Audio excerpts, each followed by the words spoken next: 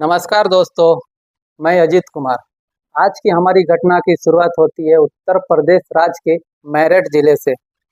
मेरठ का नाम सुनते ही आपके दिमाग में खेती, किसानी, खेल और वीरता के झलक आ जाती है। इसी जिले के अंदर एक इलाका पड़ता है, शिवपुरी कॉलोनी। और इस मोहल्ले के अंदर मकान नंबर 112 में रहने वाली महिला का नाम सावित्री देवी। उम्र रही होगी लगभग 48 साल। सावित्री देवी एक विधवा महिला थी। पति का साया उनके सिर से कई साल पहले ही उठ चुका था, लेकिन उन्होंने हिम्मत नहीं हारी। दोनों बच्चों को अपने खून पसीने से बड़ा किया। बड़े बेटे का नाम था अरुण और छोटी बेटी का नाम सपना। पति के गुजरने के बाद जब घर की पूरी जिम्मेदारी सावित्री देवी के कंधों पर आई तो उन्होंने कभी हार नहीं मानी। सिलाई, कढ़ाई, घरों में काम करना, बच्चों को ट्यूशन पढ़ाना, जो भी उनके हाथों लगा वह काम करके अपने बच्चों को पाल पोस कर बड़ा करती रही। अब समय आ चुका था जब उनके बच्चे जवान हो गए थे। अरुण अब लगभग 22 साल का हो गया था और सपना 18-19 साल की हो गई थी। सावित्री देवी को जब सबसे ज्यादा चिंता अपनी बेटी की पढ़ाई और उसके भविष्य की थी। सपना पढ़ाई में तेज थी। उसके अभी अभी 12वीं की परीक्षा अच्छे अंकों में पास की थी। वह आगे कॉलेज में दाखिला लेकर पढ़ना पढ़ना पढ़ाई करना चाहती थी।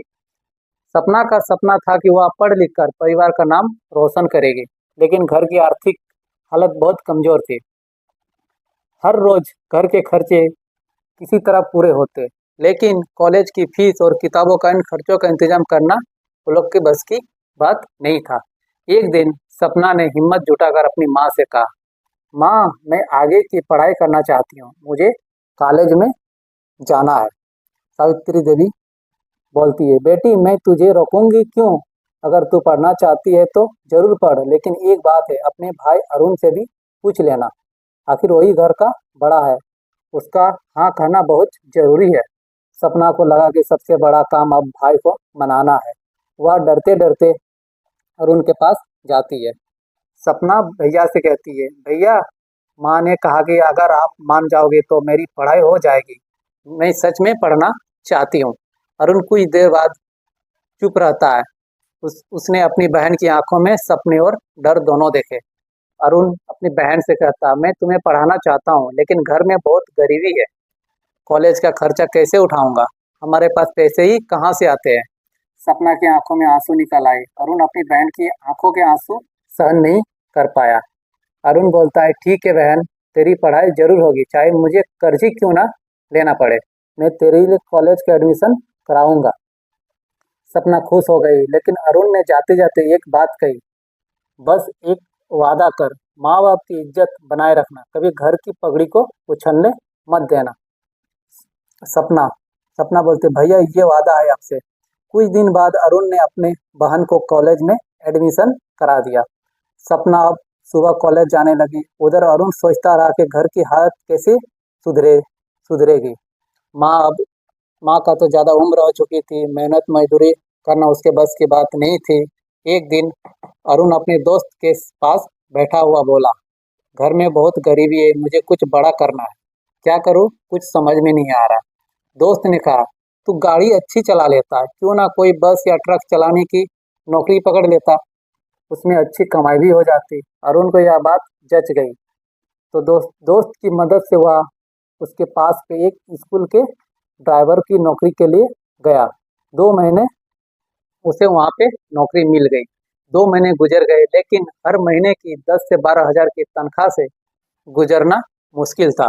घर का खर्चा, बहन की पढ़ाई और माँ की दवाई के बीच रकम बहुत कम पड़ने लगे। सावित्री देवी ने बेटे की परेशानी देखी। एक दिन उन्होंने कहा, बेटा, मैं खाली बैठकर अब और नहीं देख सकती, मैं ही कुछ काम करना चाहती हूँ। अरुण को बुरा लगा और अरुण ने कहा, माँ, मेरे रहते आपको काम करने का जरूरत नहीं है। लेकिन सावित्री देवी नहीं मानी।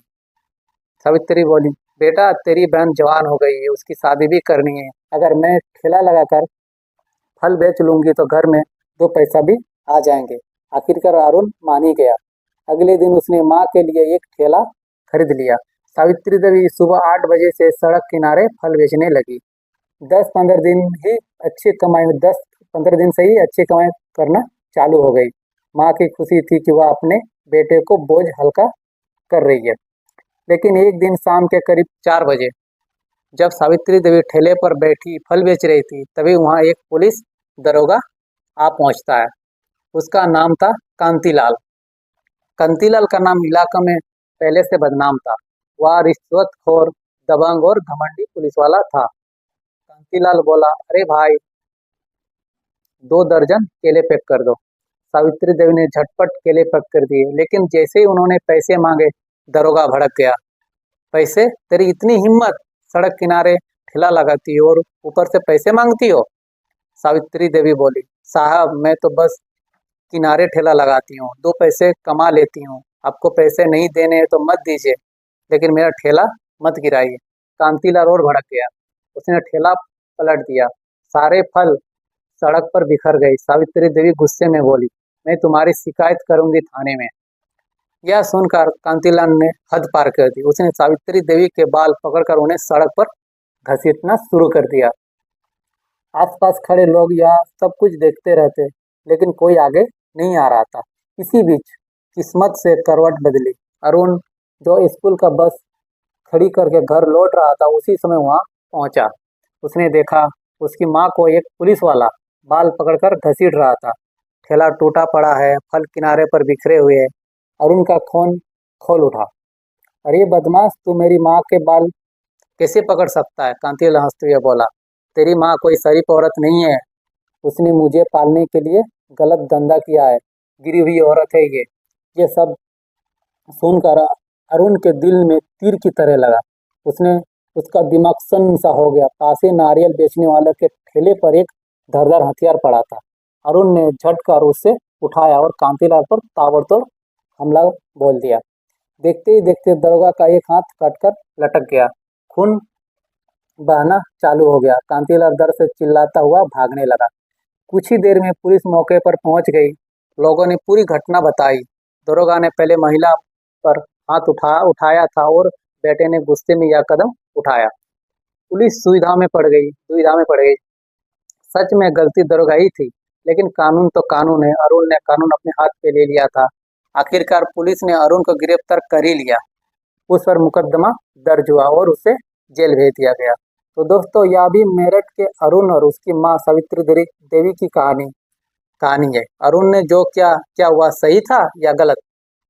कानून तोड़ना गलत है, लेकिन माँ की इज्जत बचाना क्या गुनाह है?